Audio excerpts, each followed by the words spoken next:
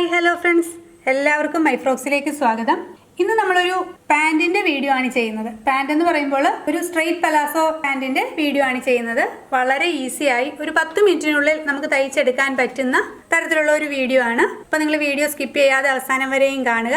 അതുപോലെ തന്നെ നമ്മുടെ മൈ ഫ്രോക്സിൻ്റെ ആപ്പ് ഇതുവരെയും ഡൗൺലോഡ് ചെയ്തിട്ടില്ലാത്ത കൂട്ടുകാരെല്ലാവരും ഡൗൺലോഡ് ചെയ്യുക. നിങ്ങൾ സ്റ്റിച്ച് ചെയ്യുന്ന ആൾക്കാർക്ക് പ്രത്യേകിച്ചും വളരെ ഉപയോഗമുള്ള ഒരു ആപ്പാണ്.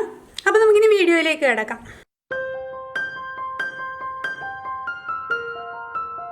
ഞാൻ ഇവിടെ ക്ലോത്ത് മടക്കി ഇട്ടിട്ടുണ്ട്. ഇത് 1.25 മീറ്റർ, 2 മീറ്റർ തികച്ചില്ല ഈ ക്ലോത്ത്. ഓക്കെ, ഇതേ ക്ലോത്ത് ഇങ്ങനെയാണ് മടക്കി ഇട്ടിരിക്കുന്നത്. ആദ്യം കൃത്യം പകുതിയായിട്ടൊന്ന് മടക്കി, അതിനുശേഷം വീണ്ടും ഒന്നുകൂടി മടക്കി. അപ്പോൾ ഇവിടെ ക്ലോസ്ഡ് ആയിട്ടുള്ള പോർഷനാണ് വരുന്നത്. ഇവിടെ കണ്ടോ, ഓപ്പൺ ആയിട്ടുള്ള പോർഷനാണ് വരുന്നത്. ഇത് മുകൾ ഭാഗമാണ്, ഇതാണ് താഴത്തെ ഭാഗം വരുന്നത്. താഴെ ഇതുപോലെ ഡിസൈൻ വരുന്ന ഒരു ക്ലോത്താണ്. ഇത് നമ്മുടെ പ്രിൻറ്റഡ് റയോൺ മെറ്റീരിയലാണ്. അപ്പോൾ താഴെ ഇങ്ങനെ വർക്കൊക്കെ വരുന്ന തരത്തിലുള്ള ഒരു മെറ്റീരിയലാണ്. അതുപോലെ തന്നെ താഴെ ഇതിന് അടിഭാഗം മടക്കി തയ്ക്കേണ്ട ആവശ്യവുമില്ല. ഞാനിവിടെ മെഷർമെൻറ്റ് എടുക്കുന്നത് താഴെ നിന്നും മുകളിലേക്കാണ്. കാരണം നമുക്ക് താഴെ ഈ വർക്ക് വരുന്നത് കൊണ്ട് താഴത്തെ ഭാഗം കട്ട് ചെയ്ത് മാറ്റാൻ പറ്റില്ല. അതുകൊണ്ടാണ് താഴെ നിന്നും മുകളിലേക്ക് മെഷർമെൻറ്റ് എടുക്കുന്നത്. അപ്പോൾ എനിക്കിവിടെ വേണ്ട ലെങ്ത് എന്ന് പറയുന്നത് 37 ഇഞ്ചാണ്. ഓക്കെ, ഇവിടെ നമുക്ക് താഴെ മടക്കി തയ്ക്കുകയൊന്നും വേണ്ട. അതുകൊണ്ട് കൃത്യം 37 ഇഞ്ചാണ് ഞാനിവിടെ എടുത്തിരിക്കുന്നത്. ഇനി ഇതിൻ്റെ കൂട്ടത്തിൽ ഒരു 2 ഇഞ്ച് കൂടി ഇലാസ്റ്റിക് വെക്കുന്നതിന് വേണ്ടി എടുക്കുന്നു. അങ്ങനെ 39 ഇഞ്ചിലാണ് ഞാനിവിടെ മാർക്ക് ചെയ്യുന്നത്. 39 ഇഞ്ചിൽ ഇങ്ങനെ മാർക്ക് ചെയ്യുന്നു. അതിനുശേഷം നമുക്ക് ഈ ബാലൻസ് ക്ലോത്ത് കട്ട് ചെയ്ത് മാറ്റാം. അപ്പോൾ നമ്മളിത് ഇവിടെ ഈ ലൈനിൽ കൂടി കട്ട് ചെയ്ത് മാറ്റാം. നമ്മൾ എക്സ്ട്രാ ക്ലോത്ത് കട്ട് ചെയ്ത് മാറ്റിയിട്ടുണ്ട്. ഓക്കെ, ഇനി ഇവിടെ നിന്നും താഴേക്ക് നമ്മൾ 2 ഇഞ്ച് ഇലാസ്റ്റിക്കിന് വേണ്ടിയിട്ട് മാർക്ക് ചെയ്ത ആ മാർക്കിംഗ് ഇതേപോലെ 2 ഇഞ്ച് ഒന്ന് സ്ട്രെയിറ്റ് ആയിട്ട് വരച്ചെടുക്കുക. നമ്മളിത് ഈ ലൈൻ വരച്ചിട്ടുണ്ട്. ഇനി നമ്മുടെ മെഷർമെൻ്റ് എല്ലാം ഈ ലൈനിലാണ് എടുക്കേണ്ടത്. ഇനി അടുത്ത മെഷർമെൻറ്റ് നമ്മുടെ ഹിപ്പ് മെഷർമെൻറ്റ്. ഞാനിവിടെ എടുക്കുന്നത് 36 ഇഞ്ചാണ്. അപ്പോൾ ഹിപ്പ് മെഷർമെൻറ്റിൻ്റെ 4/1, അതായത് 9 ഇഞ്ച്, 36 ഡിവൈഡഡ് ബൈ 4, 9 ഇഞ്ചസ് ആണ് വരുന്നത്. ആ 9 ഇഞ്ചിൻ്റെ കൂടെ 2.5 ഇഞ്ച് ലൂസ് കൂടി ആഡ് ചെയ്ത് ഞാൻ 11.5 ഇഞ്ചിലാണ് ഇവിടെ മാർക്ക് ചെയ്യുന്നത്. 11.5 ഇഞ്ചിൽ ഇവിടെ ഒന്ന് മാർക്ക് ചെയ്തു. ഓക്കെ, 2.5 ഇഞ്ചാണ് ഞാനിവിടെ ലൂസ് ആഡ് ചെയ്യുന്നത്. അപ്പോൾ നല്ല വണ്ണമൊക്കെ ഉള്ള ആൾക്കാരാണ്, 40 ഇഞ്ചൊക്കെ ഹിപ്പ് സൈസ് തന്നെ വരുന്നവരാണെങ്കിൽ 2.5ക്ക് പകരം 4 ഇഞ്ചൊക്കെ ആഡ് ചെയ്യാം കേട്ടോ. ഇനിയും ഇവിടെ നിന്നും ഈ മാർക്ക് ചെയ്ത ഈ മാർക്കിങ്ങിൽ നിന്നും തൊട്ട് താഴേക്ക് നമ്മളിവിടെ ക്രോച്ച് ലെങ്ത് മാർക്ക് ചെയ്യണം. ഇവിടെയും ഞാൻ 11.5 ഇഞ്ച് തന്നെയാണ് മാർക്ക് ചെയ്യുന്നത്. ഓക്കെ, അതായത് hip measurement divided by 4, 36 divided by 4 എന്ന് പറയുന്നത് 9 ഇഞ്ചസ്. അതിൻ്റെ കൂടെ 2.5 ഇഞ്ച് കൂടി ലൂസ് കൂടി ആഡ് ചെയ്ത് 11.5 ഇഞ്ച് തന്നെയാണ് ഇവിടെ മാർക്ക് ചെയ്യുന്നത്. അപ്പോൾ ഇതിനേക്കാൾ കൂടുതൽ ലൂസ് വേണം എന്നുള്ളവരാണെങ്കിൽ ഒരു ഇഞ്ച് കൂടിയൊക്കെ എക്സ്ട്രാ ഇടാം കേട്ടോ, കുഴപ്പമൊന്നുമില്ല. നമുക്കിത് ഇവിടെ ഒന്ന് സ്ട്രെയിറ്റ് ആയിട്ട് വരയ്ക്കാം. ഇനി നമ്മളിത് ഈ മാർക്ക് ചെയ്ത ഈ മാർക്കിങ്ങിൽ നിന്നും ഈ മുറിഞ്ഞ ഭാഗത്തേക്ക്, ഓക്കെ, ഇവിടെ ഓപ്പൺ ആയി കിടക്കുന്ന ഈ ഭാഗത്തേക്ക് ഒരു 2.5 ഇഞ്ചൊന്ന് മാർക്ക് ചെയ്യുക. സ്ട്രെയിറ്റ് ആയിട്ട് തന്നെ വരയ്ക്കുക. 2.5 ഇഞ്ച് ഇങ്ങോട്ടേക്ക് മാർക്ക് ചെയ്തു. ഇനി ഈ ഭാഗത്ത് ഇവിടെ ഒന്ന് കർവ് ചെയ്ത് ഇങ്ങനെ ഒന്ന് വരയ്ക്കുക. നമ്മളിത് ഇവിടെ കർവ് ചെയ്ത് വരച്ചിട്ടുണ്ട്. ഇനി താഴേക്ക് ഇതുപോലെ നമുക്ക് ഇങ്ങനെ ഒന്ന് വരച്ചെടുക്കാം.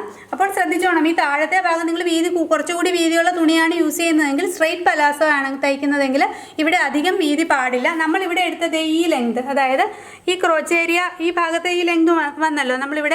നമ്മളിവിടെ എടുത്ത ലെങ്ത് എന്ന് പറയുന്നത് 11.5 പിന്നെ ഒരു 2.5 ഇഞ്ചും കൂടിയാണ്. ഇവിടെ എടുത്തത് 14 ഇഞ്ചാണ് നമ്മളിവിടെ എടുത്തത്.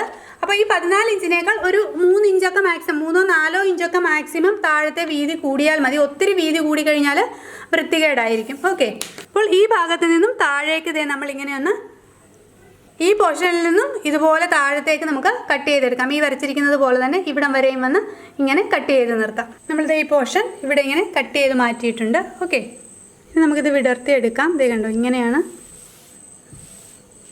നമ്മളിത് വിടർത്തിയെടുക്കുമ്പോൾ ഇങ്ങനെയാണ് വരുന്നത്. ഇതിപ്പോൾ ഇത്രയും കൂടി വീതിയുണ്ട്. അപ്പോൾ എനിക്ക് ടേബിളിൽ അത്രയും കാണിക്കാൻ പറ്റാത്തതുകൊണ്ടാണ് ഞാൻ ഇതിൻ്റെ സെൻറ്റർ പോർഷൻ ഒരല്പം മടക്കിയിട്ടിരിക്കുന്നത്. കണ്ടോ, ഇതുപോലെ നമ്മുടെ സ്കേർട്ടിൻ്റെ അത്രയും വിട്ടുണ്ട്.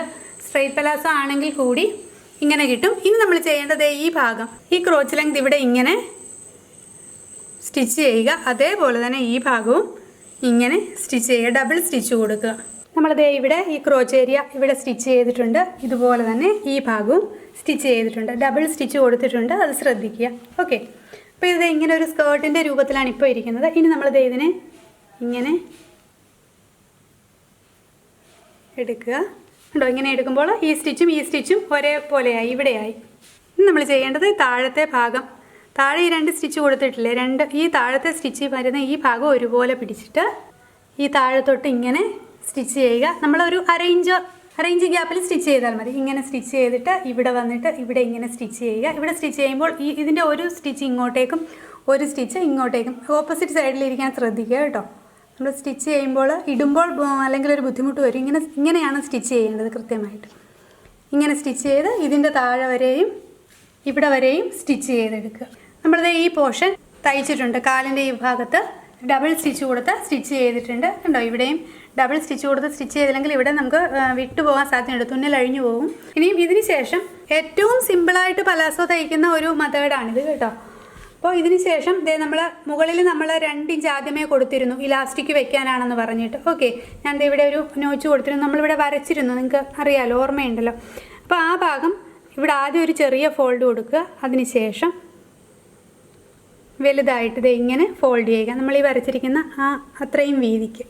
ഓക്കെ, നിങ്ങളുടെ കയ്യിൽ എത്രയാണോ ഇലാസ്റ്റിക് ഇരിക്കുന്നത് അതിൻ്റെ നേരെ ഇരട്ടി എടുത്തോളൂ. നേരെ ഇരട്ടിയും കുറച്ചിങ്ങനെ ഫോൾഡ് ചെയ്യുന്നതിനുള്ള അളവും കൂടി ഇങ്ങനെ മടക്കി നമ്മൾ സ്റ്റിച്ച് ചെയ്യുക. ഇങ്ങനെ ആദ്യം ചെറിയൊരു ഫോൾഡ് കൊടുക്കുക, അതിനുശേഷം വലിയ ഫോൾഡ് കൊടുത്ത് ഇങ്ങനെ ഉണ്ടോ ഇങ്ങനെ ഫുള്ളായിട്ട് ഇങ്ങനെ സ്റ്റിച്ച് ചെയ്തെടുക്കുക. ഇങ്ങനെ ഫുൾ റൗണ്ടിൽ സ്റ്റിച്ച് ചെയ്യുക. അപ്പോൾ സ്റ്റിച്ച് ചെയ്യുമ്പോൾ ശ്രദ്ധിക്കുക, ഞാൻ ഇലാസ്റ്റിക്കാണ് ഇടുന്നത്. അപ്പോൾ നമ്മൾ ഇവിടുന്ന് സ്റ്റിച്ച് സ്റ്റാർട്ട് ചെയ്യുക എന്ന് വിചാരിച്ചോളൂ. ഇങ്ങനെ സ്റ്റിച്ച് ചെയ്ത് ഫുള്ളായിട്ട് ഇങ്ങനെ സ്റ്റിച്ച് ചെയ്ത് വരികയാണ്. അപ്പോൾ നിർത്തുന്നത് എൻഡ് ചെയ്യുന്നത് ഇവിടെ വന്നിട്ടാണ്. ഒരു 2 ഇഞ്ച് ഗ്യാപ്പ് കൊടുക്കുക. നമുക്ക് ഇതുവഴിയാണ് എന്നിട്ട് ഇലാസ്റ്റിക് കടത്തുന്നത്. നമ്മളിത് മുകൾ ഭാഗം മടക്കി തയ്ച്ചിട്ടുണ്ട് കണ്ടോ. ഇതുപോലെ തന്നെ ഇവിടെ ഒരു ചെറിയ ഗ്യാപ്പ് കൊടുത്തിട്ടുണ്ട്. ഇവിടെ നിന്നാണ് സ്റ്റാർട്ട് ചെയ്തത്, ഇവിടെ ഇങ്ങനെ ഫുൾ മടക്കി തയ്ച്ചിരിക്കുകയാണ് കേട്ടോ. ഇവിടെ വന്നാണ് എൻഡ് ചെയ്തത്. അപ്പം സ്റ്റാർട്ടിങ്ങിലും എൻഡിങ്ങിലും ഡബിൾ സ്റ്റിച്ച് കൊടുത്ത് വേണം ചെയ്യാൻ. ഇനി നമ്മൾ ചെയ്യേണ്ടത് ഇലാസ്റ്റിക് ഇതിനുള്ളിലൂടെ കടത്തുക എന്നുള്ളതാണ്. അപ്പോൾ ഈ ഇലാസ്റ്റിക്കിൻ്റെ മെഷർമെൻ്റ് ഒന്ന് പറയാം. നിങ്ങൾ ഈ പാൻറ് ഇടുന്ന ഭാഗം ഹിപ്പാണെങ്കിൽ ആ പോർഷനിലെ മെഷർമെൻറ്റ്, അല്ല വേസ്റ്റ് പോർഷനിലാണെങ്കിൽ ആ ഭാഗത്തെ മെഷർമെൻറ്റ്, നിങ്ങളിടുന്ന പാൻറ് ഇടുന്ന ഭാഗത്തെ ബോഡി മെഷർമെൻറ്റ്, ഈ പാൻറ്റിൻ്റെ മെഷർമെൻറ്റ് അല്ല എടുക്കേണ്ടത്. ബോഡി മെഷർമെൻറ്റിനേക്കാൾ ഒരു 4 ഇഞ്ച് കുറച്ച് വേണം ഇലാസ്റ്റിക് എടുക്കാൻ. അതായത് നിങ്ങൾ പാൻറ് ഇടുന്ന ഭാഗത്ത് ഇപ്പോൾ 30 ഇഞ്ചാണ് വരുന്നതെങ്കിൽ ഒരു 26-27 ഇഞ്ച് നീളത്തിൽ വേണം ഇലാസ്റ്റിക് എടുക്കാൻ. ഓക്കെ, ഇനി ഞാൻ ഈ ഭാഗത്തു കൂടി ഇലാസ്റ്റിക് കടത്തുന്നു. ഇലാസ്റ്റിക് കടത്തി 2 പോർഷനും വന്നു കഴിയുമ്പോൾ ഈ ഭാഗത്ത് വന്നു കഴിയുമ്പോൾ ഇലാസ്റ്റിക് ആദ്യം കൂട്ടി തയ്ക്കുക, അതിനുശേഷം ഈ ഭാഗം ക്ലോസ് ചെയ്ത് തയ്ക്കുക. നമ്മളിത് പലാസോ സ്റ്റിച്ച് ചെയ്ത് കഴിഞ്ഞിട്ടുണ്ട്. നല്ല ഭംഗിയുള്ള ഒരു അടിപൊളി പാൻറ്റാണ്. അതുപോലെ തന്നെ നമുക്ക് കട്ടിങ്ങും സ്റ്റിച്ചിങ്ങും എല്ലാം കൂടി ഒരു 10 മിനിറ്റത്തെ പണിയേ ഉള്ളൂ. വളരെ ഈസിയായി സ്റ്റിച്ച് ചെയ്യാൻ പറ്റുന്ന ഒരു പാൻറ്റ് കൂടിയാണ്. എല്ലാവരും തീർച്ചയായും ഇതൊന്ന് ട്രൈ ചെയ്ത് നോക്കുക. എല്ലാവരും ഷെയർ ചെയ്യാനും കമൻറ്റ് ചെയ്യാനും സബ്സ്ക്രൈബ് ചെയ്യാനും മറക്കരുത്. Thank you for watching.